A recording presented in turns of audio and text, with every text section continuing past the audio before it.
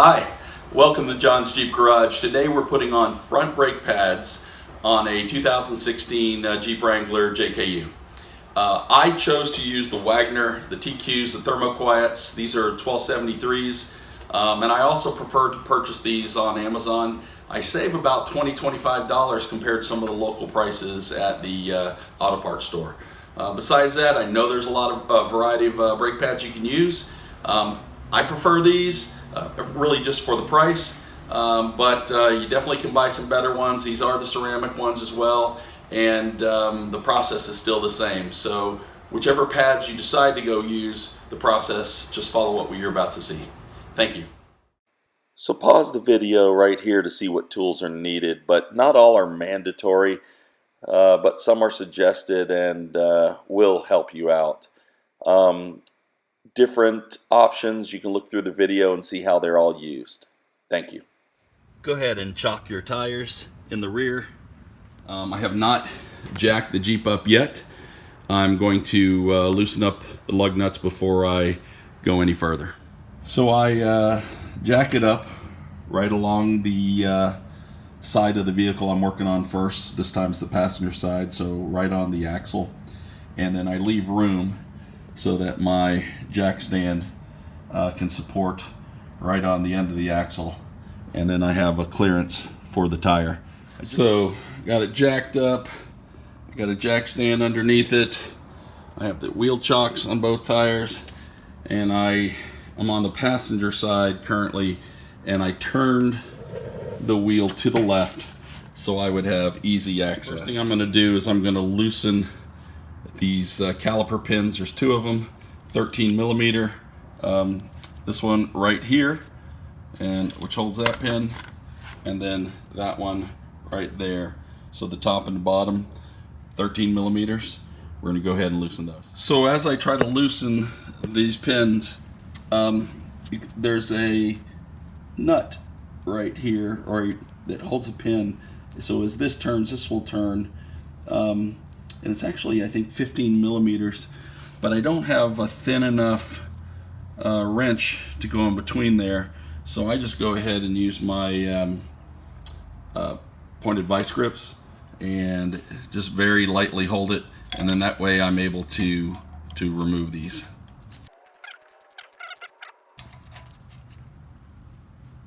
Just showing you from the bottom, same thing.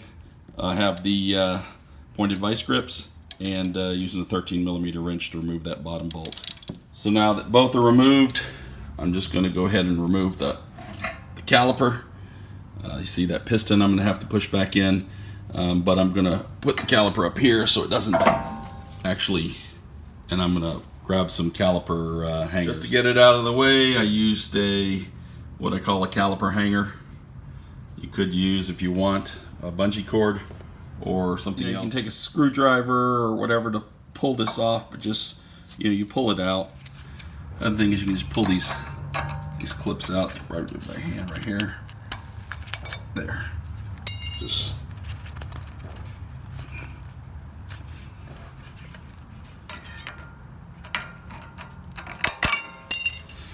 basically, when you replace it, it comes with the new clips right there. And obviously we'll grease it, put it back on. I want to make sure that this isn't damaged at all. So also the inside pad, if you notice, it has this tab on it, which, wow, look at the life still left on these brake pads. Again, I'm changing it, but anyway, remember that when putting it back on, this pad on the inside has the tab on the top, and you will not have that tab on this one when looking at your new brake pads. Also, the head of the pin, I remove that rubber gasket, and I pull this all the way out, and it's still nice and greased, but I'm going to clean it off and re-grease it. So just cleaning the grease off the pin, the caliper pin, and I'm just going to re-grease it. I use the brake and caliper grease from CRC. There's a lot of different varieties. So I was very liberal with the grease. I'm going to slip it back into its sleeve. You can hear it go all the way in. Press it to ensure this rubber sleeve comes around. I'm going to wipe off any excess grease that came out of the sleeve. I'll move it around and ensure that that sleeve is firm. And we'll go from there. Do the same thing to that pin. Okay, so both pins are greased. And then what I try to do is just, without touching the rotor, just want to make sure there's no rust buildup right there. Just getting it a little bit clean. Any just old rust buildup. And then the same thing right there. So the way I put these clips in, if you notice, there's like a little lip on the edge, on the back edge. There's that vertical face I was telling you about, which you want to make sure is towards the center, and then the little edge clip. So I just come over the top, let that back part fit in, and then I snap it in like that. So to get a better look on the way it is, see that vertical face? It's clipped, so pay attention to the clips, because I want you to see.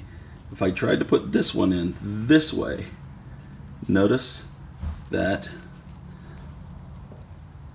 it actually, the orientation has the outside tab here, which would mean it would go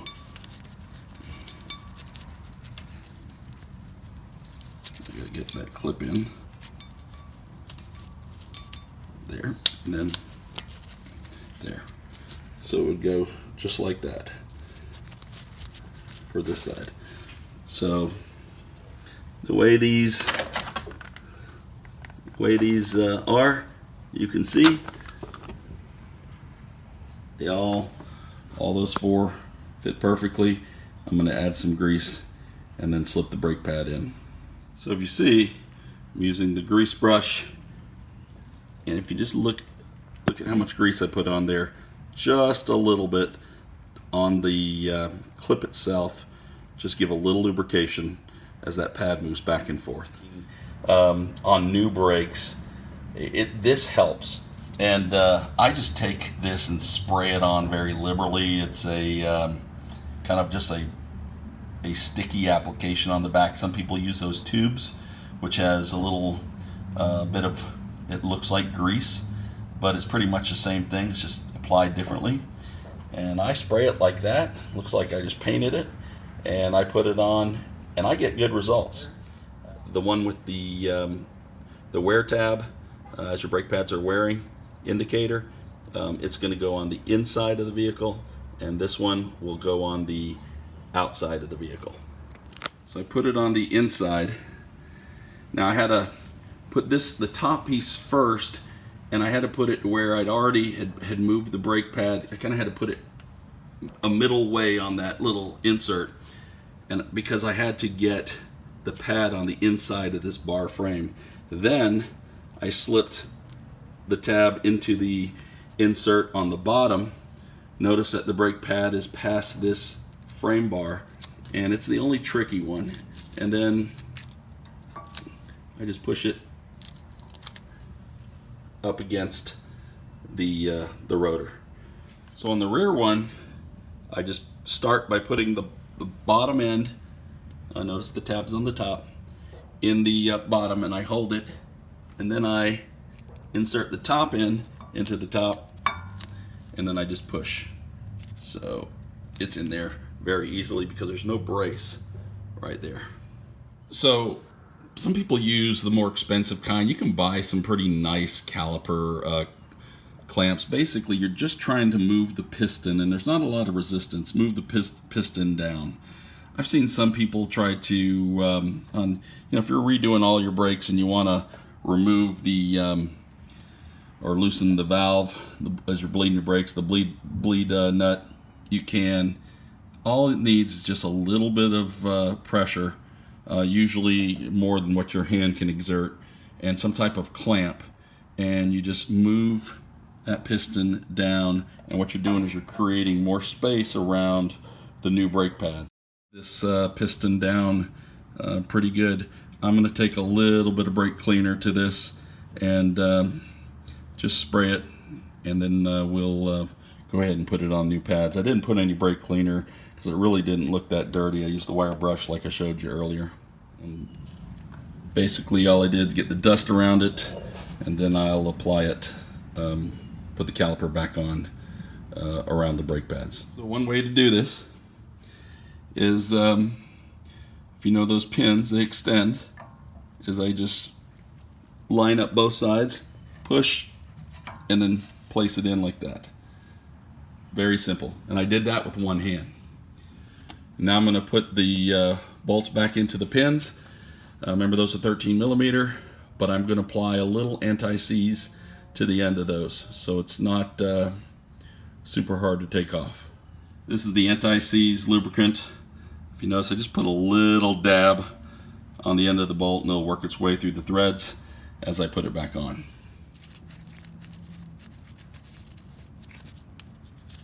And before I tighten it, I'm going to have to put that needle nose vice grip back on, or if you have a thinner, I believe it's 15 millimeter. When you tighten a caliper bolt all the way and you feel a snug fit, and you just give it another maybe 10 degrees, just a little bit more just to tighten it, that right there, you're pushing at the 25 to 30 foot-pounds level.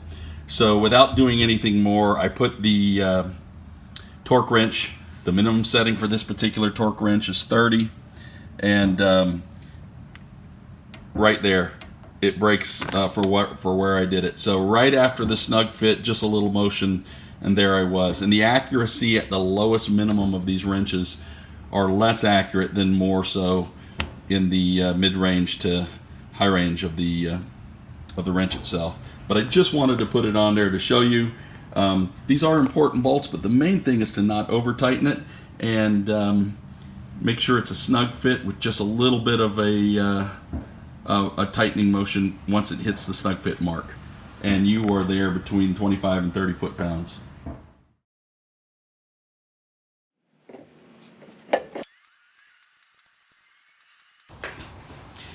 Okay, so what I want to do is I want to put the tire on now, and then I'm going to, if you have one of these impact wrenches, you know, you don't want to over tighten as well, but I'm just going to tighten the tire up, basically set it down from the jack, lift it up so I can take the stand out, then I'm going to set it down with the jack, and then I'm going to use a I'm going to use a torque wrench with the lug nuts and torque all the lug nuts to a spec somewhere around 95 foot-pounds.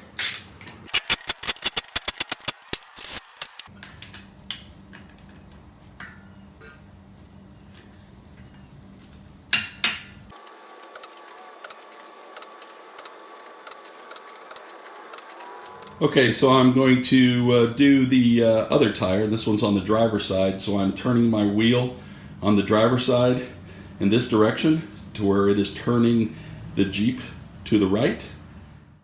Just a quick note that the inside pad on the driver's side, the wear tab, is located on the bottom.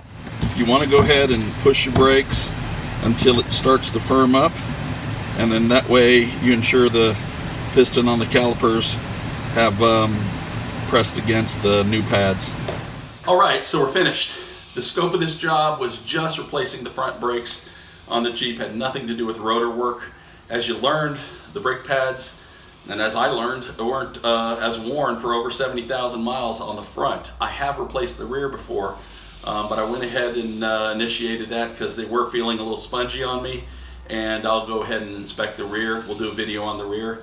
If it helped at all, please like the video, and would love for you to subscribe to our channel. We have some new upcoming videos as well. Thank you.